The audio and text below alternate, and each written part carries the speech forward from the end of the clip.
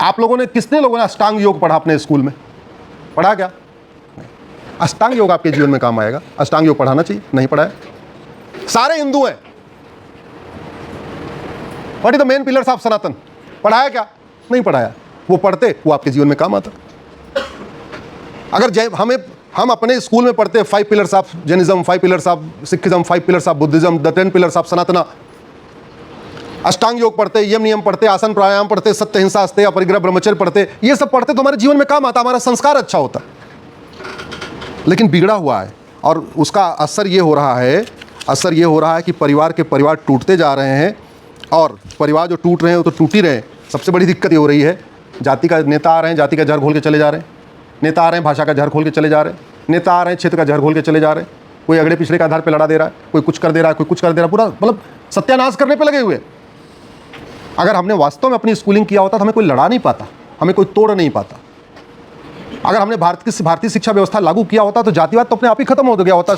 बच्चे अगर पढ़ लेते कि भैया ये सुमंत और दशरथ जी ये दोनों जाति के नहीं है, वो राजा हैं, वो मंत्री हैं, लेकिन दोनों का कास्ट अलग अलग है, पढ़ लेते स्कूल में, खत्म हो जाता है कास्ट सिस्टम।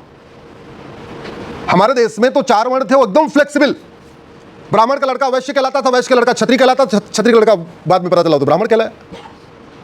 कितने एग्जाम्पल है। पढ़ाया क्या? नहीं पढ़ाया। और फिर हमें वामपंथी आके पढ़ा के चले जा रहे हैं कि जी वो पता नहीं कितने साल से हमें शोषण हो रहा है, कितने साल से ये हो रहा है, कितने साल से वो हो रहा है, और फिर पढ़ा के चले गए तो छुआछूत है, ये है, वह, दुनिया भर की कहानी। क्यों? क्योंकि हमें पढ़ाया नहीं गया। अब समाधान यही है कि भारत में सबसे जो पहली आवश्यकता है, चूँकि आपका विषय राष्ट्र के समक्ष संभावित खतरे है और उसका समाधान है, तो मैं ये कहता हूँ जो राष्ट्र के समक्ष सबसे बड़ा खतरा ये है कि जो हम पढ़ रहे हैं उसमें आधा झूठ है, हम जो पढ़ रहे हैं उसमें आधा हमारे काम का नहीं है, हम जो पढ़ रहे हैं वो केवल और केवल मैकेनिकल स्टडी कर रहे हैं, ना हमारे संस्कार बढ़ रहे हैं, ना हम शारीरिक रूप से मजबूत हो पा रहे हैं, ना हमारे नैतिक रूप से हो पा रहे हैं, ना आध्यात्मिक रूप से मजबूत हो पा रहे हैं। सबसे बढ़िया समाधान यही है कि भारत में ये जो 65 तरीके के एजुकेशन बोर्ड चल रहे हैं इनको ख़त्म कर दिया जाए और भारत में यूनिफॉर्म एजुकेशन सिस्टम लागू किया जाए। भारत का संविधान भी यही कहता है और भारत की प्राचीन परंपरा भी यही है। मानव इतिहास में सबसे पहले यूनिफॉर्म एजुकेशन सिस्टम राजा रघु ने लागू किया था, जो भगवान श्री राम के परदादा थे।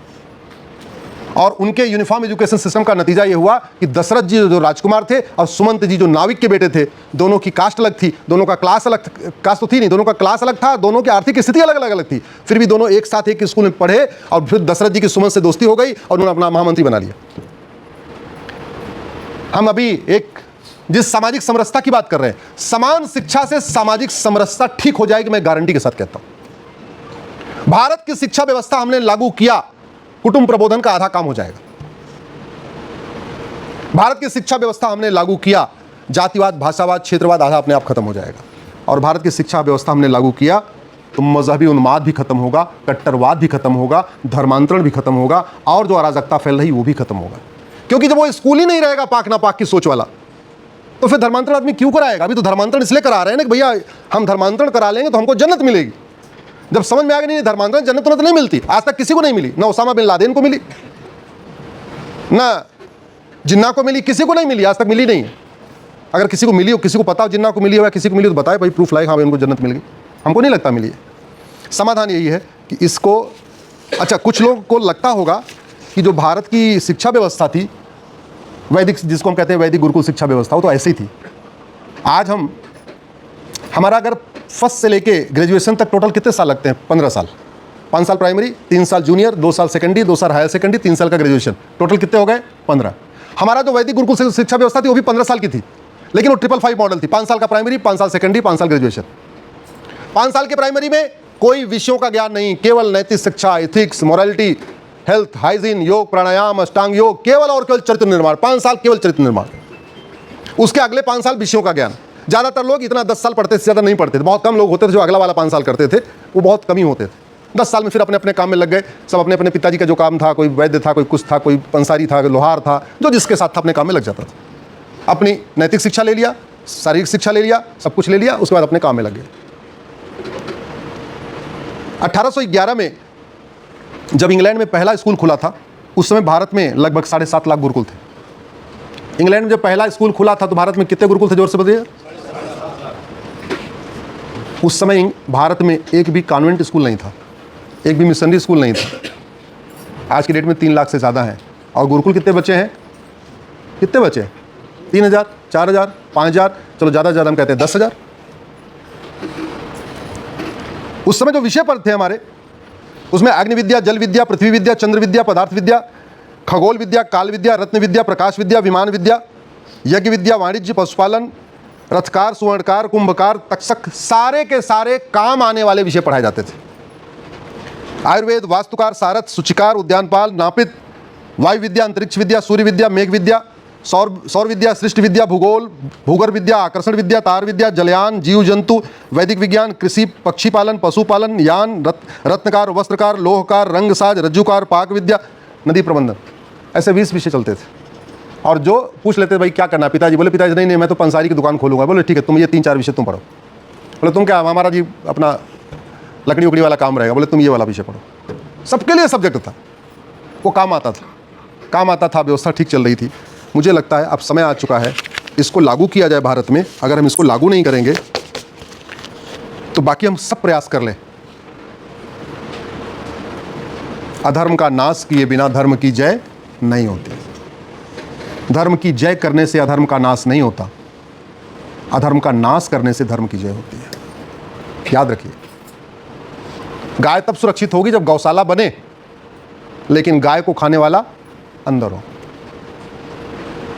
आपकी तिजोरी तब सुरक्षित रहेगी जब ताला हो लेकिन चोर अंदर हो। जब तक अधर्म का नाश नहीं होगा तब तक धर्म की जय नहीं होगी। धर्म की जय करना समाज का कार्य है और अधर्म का नाश करना शासक का कार्य है, शासन का कार्य है। आज की डेट में समाज अधर्म का नाश नहीं कर सकता, समाज केवल धर्म की जय कर सकता है। और धर्म की जय करने से अधर्म का नाश होता नहीं। हमने अपने सनातन के सिस्टम से भी नहीं सोचा। भगवान राम क्या करने आए थे? अधर्म का नाश। भगवान कृष्ण क्या करने आए थे? अधर्म का नाश। भगवान परशुराम क्या करने आए थे? अधर्म का नाश। और हम पूरा का पूरा क्या कर रहे हैं? धर्म की जय। और धर्म की जय से धर्म का नाश होता ही नहीं।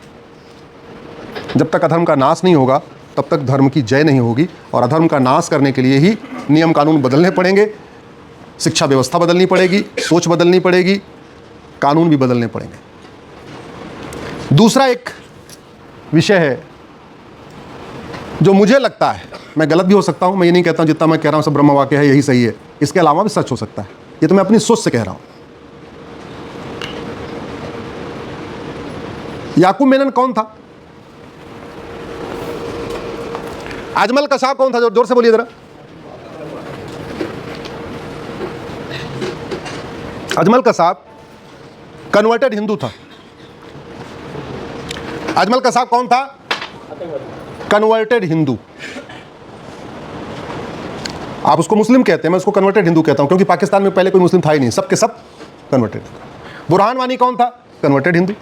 अफजल गुरु कौन था? कन्वर्टेड हिंदू। पाकिस्तान में आडवाणी जी, जेठमलानी जी को वहां से मार मार के किसने भगाया? कन्वर्टेड हिंदुओं ने। बांग्लादेश में रोज इस समय मार रहे हैं, कौन मार रहा है? Converted Hindu. I support Nupur Sharma लिखने पे कन्हैया लाल की हत्या किसने किया था? जोर से बताइए जरा। अरे जोर से बोलिए, किसने वो किया था? कन्वर्टेड। उमेश कोले की हत्या किसने किया था? कन्वर्टेड हिंदू। भारत में अराजकता फैला कौन रहा है? कन्वर्टेड हिंदू। जब तक वो हिंदू है तब तक उसकी अलग सोच है, जैसे वो कन्वर्ट हो जा रहा है। स्वामी विवेकानंद कहते थे कन्वर्ट होने के बाद हिंदू कम नहीं होता, कन्वर्ट होने के बाद हिंदुओं के दुश्मनों की संख्या बढ़ती। स्वामी विवेकानंद जी ने लिखा हुआ है इसमें। दूसरा मुझे जो सबसे बड़ा खतरा लगता है वो है कन्वर्जन। बहुत बड़ा खतरा है। जिस कन्वर्जन को रोकने के लिए छत्रपति शिवाजी महाराज का पूरा परिवार बलिदान हो गया, जिस कन्वर्जन को रोकने के लिए गुरु गोविंद सिंह जी का पूरा परिवार बलिदान हो गया, जिस कन्वर्जन को रोकने के लिए खालसा पंथ की स्थापना हुई, पंच प्यारे, वो कन्वर्जन भारत में है या खत्म हो गया? जोर से बताइए जरा। और अगर बीमारी है तो या तो बीमारी लाइलाज है, या तो डॉक्टर गड़बड़ है, और या तो दवाई गड़बड़ है। अगर बीमारी ठीक नहीं हो रही तो उसकी 3 ही कंडीशन है। हाँ भैया ये विश्वव्यापी समस्या है, इसका कोई इलाज ही नहीं पूरी दुनिया में, या डॉक्टर सही से दवाई नहीं लिख रहा, क्यों डॉक्टर साहब, और या डॉक्टर सही दवा लिख रहे हैं लेकिन वो दवा गड़बड़ है, वो काम नहीं कर रही, नकली दवा है, डोज कम है उसका। कन्वर्जन के मामले में क्या हो रहा है? आखिर क्या कारण है कि जापान में किसी की कन्वर्जन करने की हिम्मत नहीं पड़ती, सिंगापुर में किसी की कन्वर्जन करने की हिम्मत नहीं पड़ती, चीन में किसी को कन्वर्ट करने की हिम्मत नहीं पड़ती, भारत में कन्वर्ट करने की हिम्मत क्यों पड़ती है? उसका पहला कारण, हमने फ्रीडम ऑफ रिलीजन को फ्रीडम ऑफ कन्वर्जन समझ लिया, और ये ब्लंडर मिस्टेक किया माननीय सुप्रीम कोर्ट के जजों ने। वो क्यों किए? क्योंकि उनके दादा परदादा कॉन्वेंट में पढ़े थे, वो खुद कॉन्वेंट में पढ़े थे, वहां फ्रीडम, उनको रिलीजन और धर्म का अंतर समझ नहीं आया, उन्होंने लगा फ्रीडम ऑफ रिलीजन है तो इसका मतलब फ्रीडम ऑफ कन्वर्जन भी हो जाएगा। पहला जो ब्लंडर हुआ है भारत में आर्टिकल 25 की गलत व्याख्या के कारण हुआ है। हमने समझा ही नहीं, संविधान धार्मिक स्वतंत्रता देता है, मजहब की बहुत आंशिक स्वतंत्रता देता है। हमें लगा कि धार्मिक स्वतंत्रता है तो यानी मजहब की स्वतंत्रता है ना, मजहब फॉलो करने की बहुत लिमिटेड स्वतंत्रता है। संविधान फ्रीडम ऑफ रिलीजन देता है, फ्रीडम ऑफ कन्वर्जन नहीं। संविधान रीतियों की इजाजत देता है, कुरीतियों की नहीं। संविधान प्रथा की इजाजत देता है, कुप्रथा की नहीं। संविधान धर्म पालन का अधिकार देता है, धर्मांतरण का नहीं। और खास तौर पे ऐसे रिलीजन में जाने का तो बिल्कुल इजाजत नहीं देता जो रिलीजन भारत के संविधान के वैल्यूज के खिलाफ है। भारत के संविधान की वैल्यू क्या है? इक्वलिटी, सब एक समान है। मजहब में सारे एक समान माने जाते हैं क्या? जोर से बताइए जरा। जब तक उसको फॉलो नहीं कर लोगे आप एक समान नहीं हो, तो यानी वो रिलीजन तो संविधान के खिलाफ है। संविधान में लिखा है इक्वलिटी, रिलीजन सबको एक मानता ही नहीं। संविधान में लिखा है जस्टिस, रिलीजन सबको बराबर मानता ही नहीं। संविधान में लिखा है लिबर्टी, और लिबर्टी क्या? Liberty of thought, liberty of belief, liberty of faith, liberty of worship. मजहब में ना लिबर्टी ऑफ फेथ है, मजहब में ना लिबर्टी ऑफ वर्शिप है, ना लिबर्टी ऑफ थॉट है, ना लिबर्टी ऑफ एक्सप्रेशन है। आप वेद पुराण के ऊपर खूब शास्त्रार्थ कर लीजिए, गला कटेगा क्या? जोर से बताइए जरा। कितने सालों से ढोल गंवार शूद्र पशुनारी के ऊपर चर्चा होती जा रही है, आज तक किसी का गला कटा क्या? नहीं। कितनी बार लोगों ने मनुस्मृति का पन्ना फाड़ फाड़ के जला दिया, किसी का गला कटा क्या? नहीं। मनुस्मृति के ऊपर कितनी चर्चा होती रहती है, किसी का गला कटा क्या? नहीं। मजहब में स्वतंत्रता है क्या? है किसी की हिम्मत? डॉक्टर साहब, ये पृथ्वी गोल है या चपटी है? बताइए बताइए। गोल है। पाकिस्तान के किसी डॉक्टर की हिम्मत नहीं है ये कह दे पृथ्वी गोल है। उसके ऊपर आरोप लग जाएगा। आप Arab, Dubai, Kuwait, Bahrain, Abu Dhabi के किसी डॉक्टर से कहलवा दो पृथ्वी गोल है, वो जानता है पृथ्वी गोल है, कह नहीं सकता।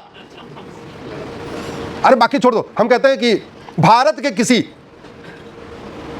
कन्वर्टेड हिंदू से कहलवा दो आप, चाहे वो नेता हो चाहे वो कुछ भी हो, किसी टीवी पे कहलवा दो, हाँ पृथ्वी गोल है देखो।